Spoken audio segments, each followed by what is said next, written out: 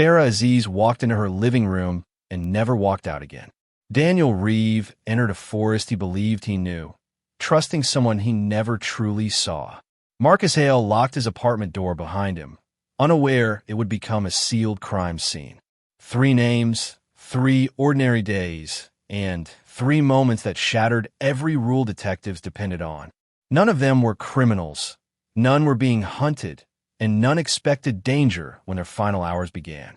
Yet their deaths unfolded in ways that erased logic, twisted evidence, and left behind scenes that felt carefully designed rather than chaotic.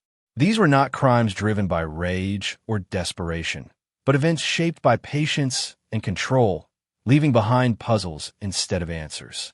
Long after their cases were labeled closed, their names continued to surface in reports, memories, and nightmares, marking the beginning of mysteries that would follow investigators for the rest of their lives.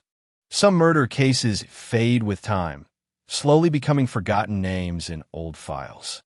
Others refuse to disappear, no matter how many years pass or how many pages are written about them. The cases explored in this documentary belong to the second kind. They were officially closed, stamped with final conclusions, yet the sense of completion never arrived. For the detectives involved, these investigations did not end when the paperwork was filed. They followed them home, into sleepless nights, and into memories that resurfaced without warning. Each case began like many others with a call, a location, and a body. At first, nothing suggested that these crimes would become different from hundreds of others. But as the investigations moved forward, details emerged that did not fit together. Timelines conflicted. Evidence appeared to exist in places where it should not have been possible. Simple questions led to complex answers, and complex answers led nowhere at all. The more the detectives tried to bring order to the facts, the more chaotic the picture became. What made these cases especially disturbing was not just the violence involved, but the feeling that something essential was missing. Motives were unclear or completely absent. Suspects appeared briefly and then vanished from the trail. Physical evidence seemed to point in multiple directions at once, forcing investigators to question their own assumptions and methods. Even experienced officers found themselves doubting what they saw and recorded. Over time, frustration turned into obsession. These cases demanded attention long after working hours ended. Notes were reviewed repeatedly, photographs studied again and again, hoping a missed detail would suddenly make sense. Instead, the cases seemed to resist understanding, as if they were designed to remain unsolved. Long after the investigations were closed, the memories stayed open, lingering as unanswered questions that never allowed the detectives true peace. The first case unfolded in a neighborhood known for its calm routine and predictable rhythm.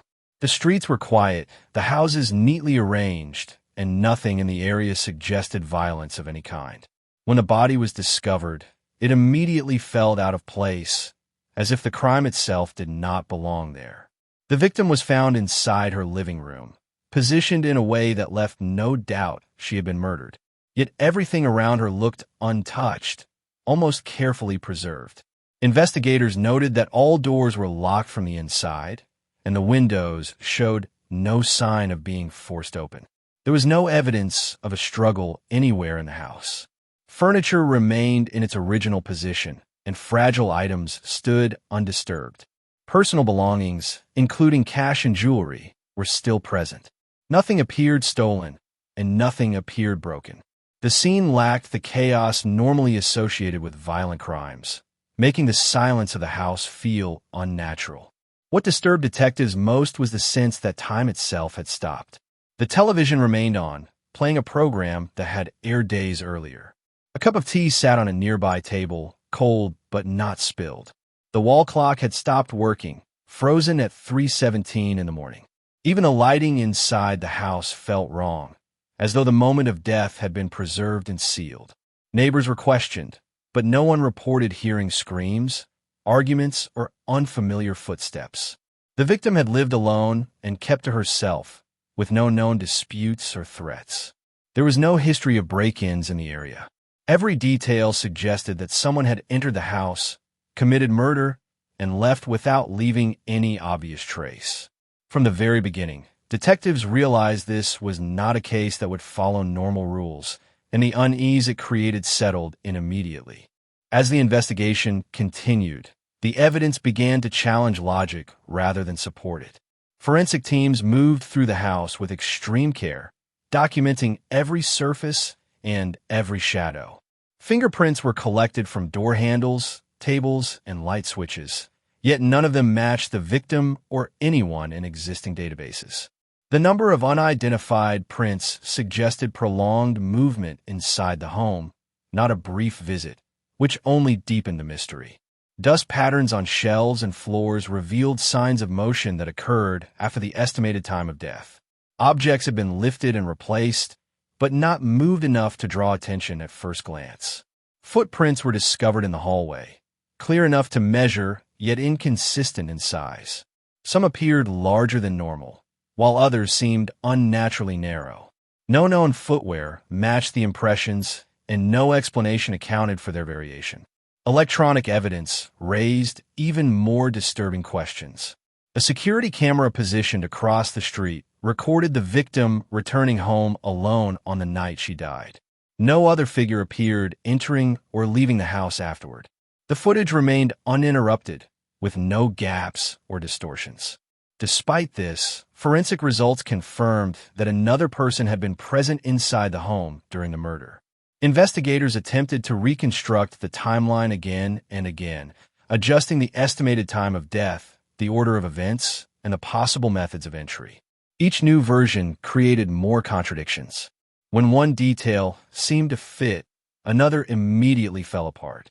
The house itself became a puzzle that refused to solve. Eventually, the case stalled. Leads dried up, and the evidence offered no clear direction forward.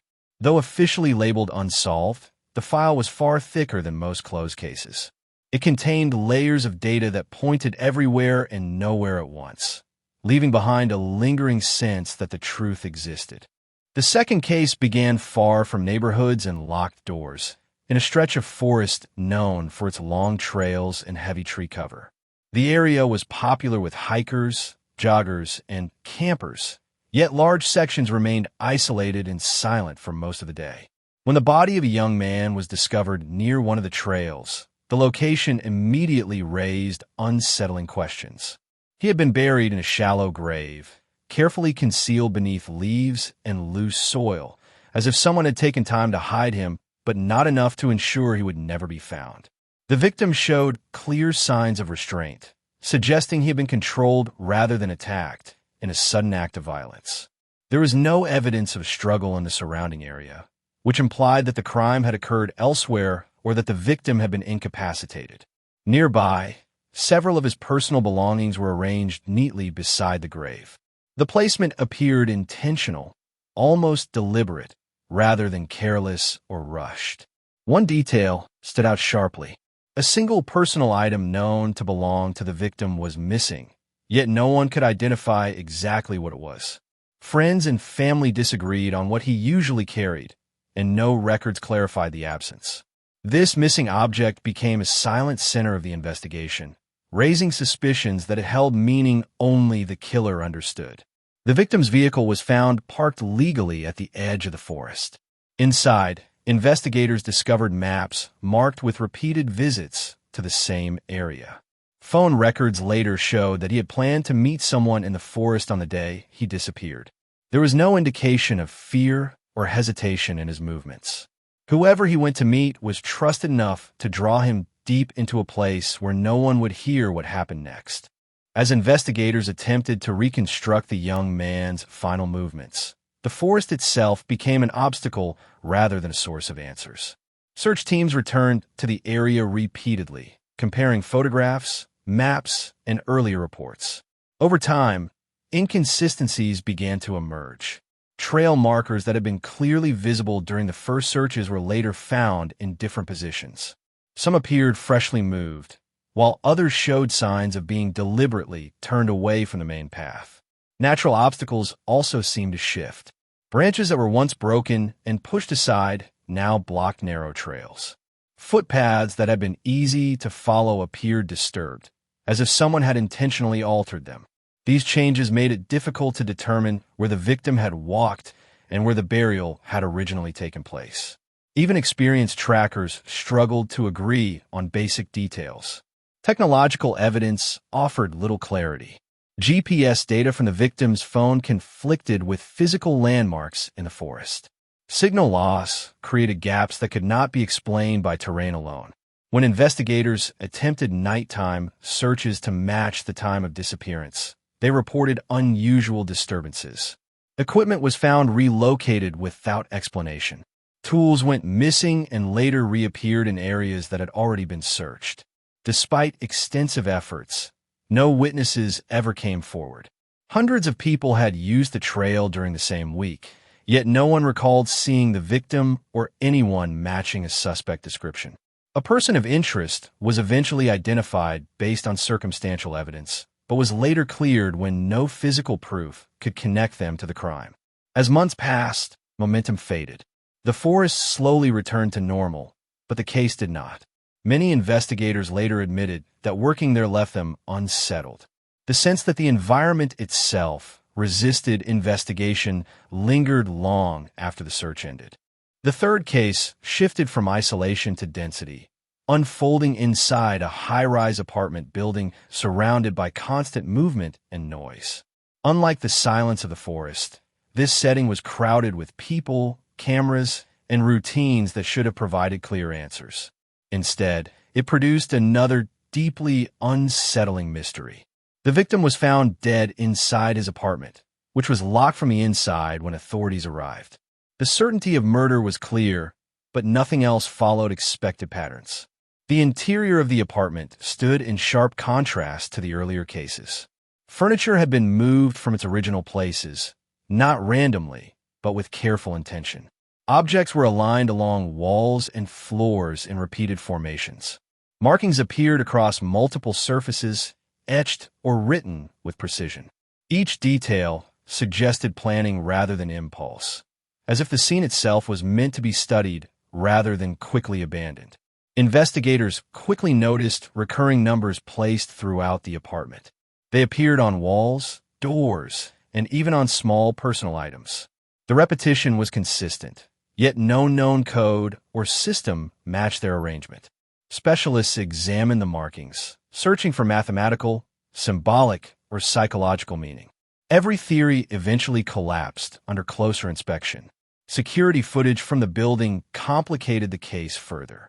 Cameras showed regular activity, but failed to capture anyone clearly entering or leaving the apartment around the estimated time of death.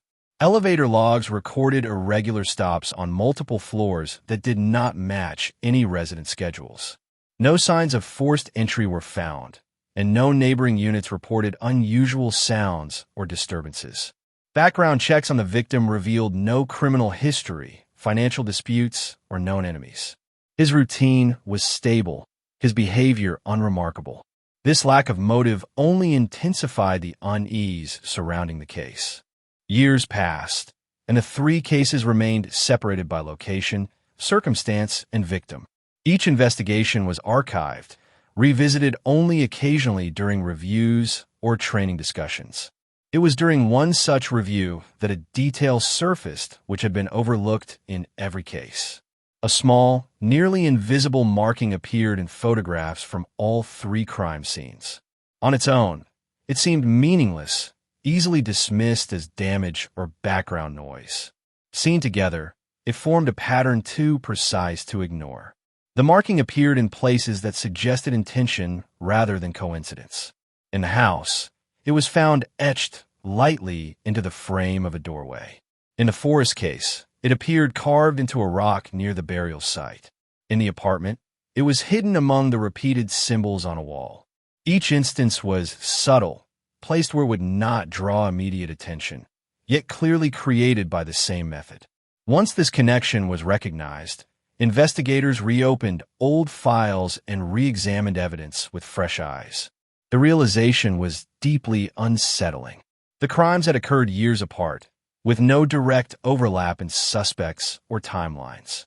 Yet the shared markings suggested a single influence, Possibly a person who planned over long periods, or someone who carefully followed investigations from a distance. This new theory raised more questions than answers. If one individual was connected to all three cases, why change methods so drastically? Why leave such a small trace and hide it so carefully? Most disturbing was the idea that the connection had been present all along, unnoticed due to its subtlety. By the time this link was fully understood, critical evidence had degraded or been lost. Witness memories had faded, and investigative momentum was gone. The truth, once again, seemed just out of reach, reinforcing the sense that these cases were never meant to be fully solved.